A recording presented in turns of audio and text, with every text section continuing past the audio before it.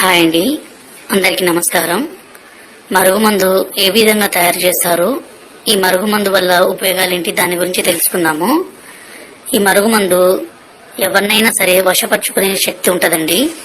ఎంతటి మొండి వ్యక్తులైనా సరే, ఎలాంటి కఠిన హృదయం ఉన్నా సరే, ఈ మందు వల్ల వాళ్ళని మనం మార్చుకోవచ్చు. మన మీద ప్రేమ అనేది విపరీతంగా పెంచుకోవచ్చండి.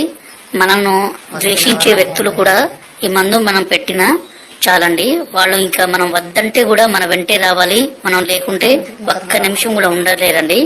ఇక్కడ కనబడితే పసారండి. దీన్ని మనం బట్టలకి, చెప్పులకి, తలకి పోయడం ద్వారా ఎలాంటి మొండి వ్యక్తులైనా సరే మారిపోతారండి. అలాగే దీని పక్కన పౌడర్ అండి. ఈ పౌడర్ ని మనం అన్నంలో గాని, కర్రీస్ లో గాని, స్వీట్ లో గాని, కూల్ డ్రింక్స్ లో గాని, జ్యూస్ లో గాని కలిపి ఇవ్వచ్చండి.